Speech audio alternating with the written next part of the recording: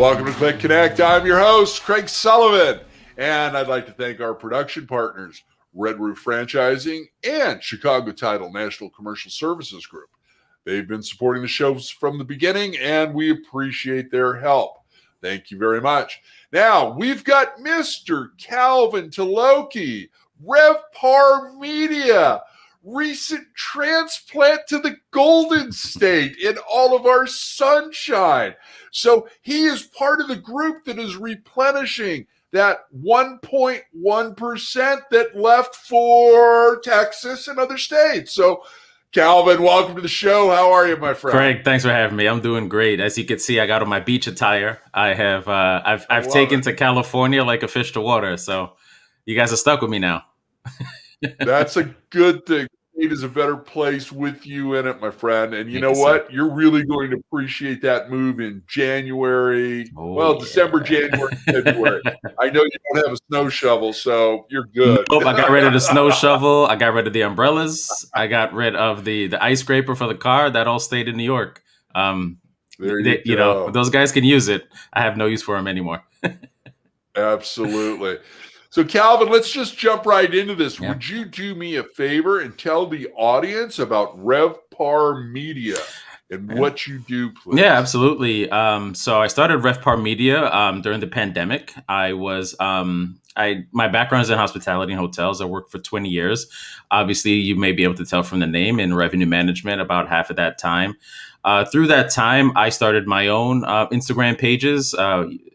Called Revpar. So I make a lot of jokes about working in the industry, which I realized I had an abundance of creativity and a skill for growing an audience. So over the last couple of hotels where I worked, got really into the PR and marketing side of things. And I noticed a big gap between what we do on the hotel side for social media and what we paid agencies to do as well. There's no real strategy on either side. And the agencies don't thoroughly understand the business.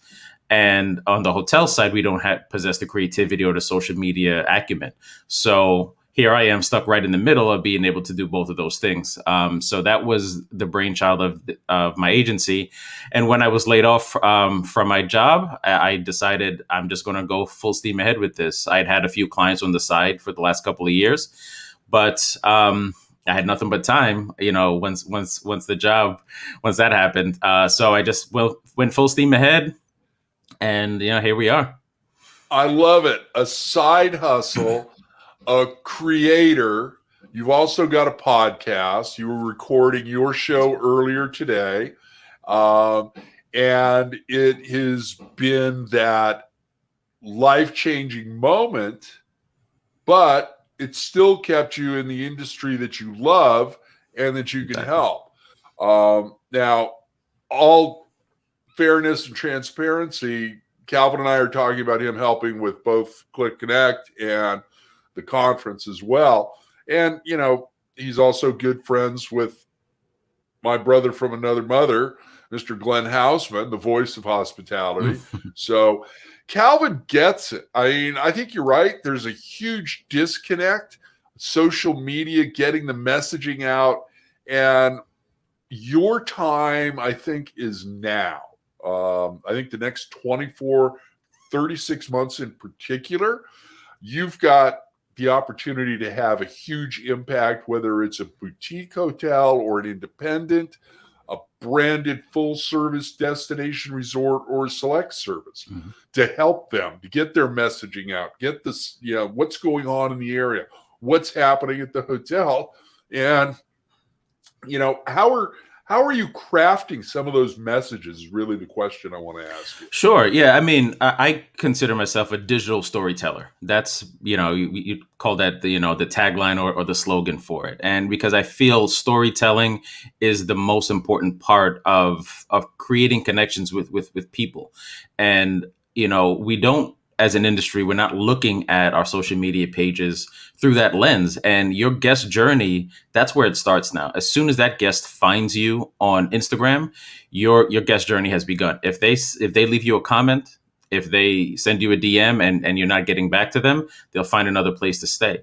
And one way I always like to describe it, as far as as far as the power of you being able to control that narrative on your social media pages. TripAdvisor has come in over the past decade and completely changed the industry. Why? Because guests expect a pretty picture on your website. They know that the pictures are photoshopped and all of these things, which they should be. You should be putting your best foot forward on your website. But they go to TripAdvisor because they want to get that quote unquote real story. Personally, years ago, I was taking a vacation and found a beach resort where you look at the beach pictures and they're perfect. I went on TripAdvisor and you see the traveler pictures and it's rocky and it's full of seaweed. So that's kind of what TripAdvisor is for. Now you have an opportunity to do that for yourself on social media. Take your smartphone and have your people walk around the building and show what the hotel really looks like. It should still look good, right? But start to talk about those things. Talk about what's unique about your hotel, what's unique about your staff, because that's where the connection is. People buy from other people, right? So when they see relatable faces, this is maybe a place they want to stay, and give that. You have the opportunity to control that behind the scenes, that real, authentic look of your hotel. I equate the hotel industry to the entertainment industry. It's all about that big wow factor. It's no buyer's remorse getting out of your car and getting to the lobby. And I think social media is the right place to get that story out there, Mm-hmm. and to have an authentic point of view from your teams and everybody else. So I think that's brilliant. How do you help a hotel to get started with their messaging and their social media? Do you soup to nuts, set up all their platforms, tell them what the messaging is going to be, how you want the associates to interact? I mean, what's your MO from a new client to get them up and active? Yeah, I mean, that's certainly something that I can do. A lot of times, the client already has pages, so we're, kind of maybe changing the messaging, but the issue is and remains strategy, right? And this is where my revenue mind comes in from working in the hotels. Who are we trying to target? Right? Who's your demographic? Who is your guest? A lot of people think that they know who that is and they don't. And once we really start paying attention and start asking the right questions, that's how you curate the messaging. For example, I made this joke before, is if your demographic is, if you run a Sandals, right? You run one of these all-inclusive type resorts in the Caribbean, your demographic is likely baby boomers, right? You're Right. probably not going to want to get active on TikTok. They're not going to be there, right? You don't want to start doing a bunch of crazy dances and things like that on your pages, right? So it's first and foremost, it's knowing who we're going after, knowing your brand too. I've seen again, these things sound very simple, but I don't think we don't have a lot of the right people in the right positions in a lot of hotels that don't understand their brand. I've been worked with hotels that are very refined, 5-star, Right. and they want to get, fitness influencers that wear very little on their Instagram pages. That doesn't mesh, right? That's going to attract the crowd, but it's not the crowd you're looking for. Right. And those demographics are right. You want, if it's a destination 5-star resort, you want the affluent travelers staying there. Whether it's for team building and business and using some of your meeting space, or it's the family, vacation for 2 weeks or longer. Right. Yeah. And, I at 21, did I have a lot of money? No, I didn't. Okay. So, that was kind of beyond my reach back then.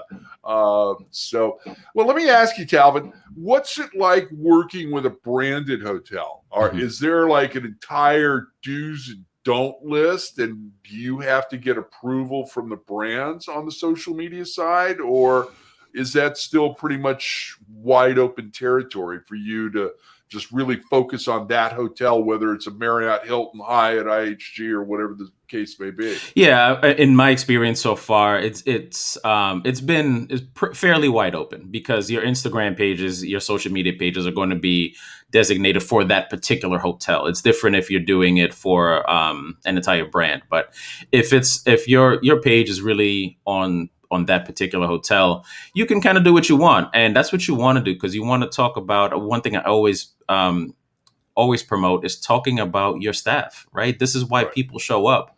If you've got your associate of the month who's a rock star, do a little bio about them, a quick video that gives them the encouragement, and they've gotten their 15 minutes of Insta fame. But now, as a guest, as a follower, that gives you a friendly face to look for. When you show up and you're like, "Hey, I saw you on the Instagram page." Now you're being checked in by the best that they have, and these are the type of connections you can build there. But so far in my experience, I haven't seen too much of a difference between the independents and brands on the social media side, which is interesting, because from a revenue management side, they couldn't be more different. You're really limited with brands. But again, I think that speaks to the power of the social media and your ability to be authentic and just kind of not say do whatever you want, but Right. you have more freedom with your social media to be able to play around and be authentic. Absolutely. And the connecting with the guests, okay, putting your rock star of the month out there. I mean, I worked for two different hotel companies. One was a boutique operator, and the other one was a franchised operator, both owner operators. And I got to tell you, they were really good at social media. Mm-hmm. They opened my eyes, and they were really connected to not only the team on site, but the community, and Right. set up Instagram spots in the hotel for selfies and various other things. And per asset, they had whatever that month's message was.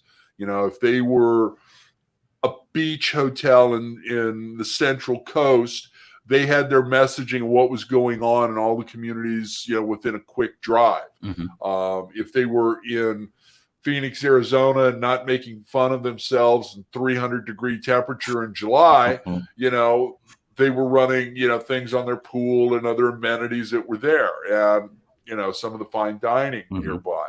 So how do you get without giving away your secret sauce, how do you get the team on site to connect with the guests and the guests to connect with them, other than that rock star of the month that you put out there? There's got to be a few other things that consistency always is a big part of the message. So how do you handle all that? Yeah, I think you really you alluded to it just now, as far as the forward thinking, and that's part of the strategy. And again, coming from the revenue management background, we're constantly looking 30, 60, 90 days ahead, and building things around events. I recently was working with a resort type hotel, a water park resort, and this is back east. So you've got the summer to really make your money. You make your money when kids are out of school, right?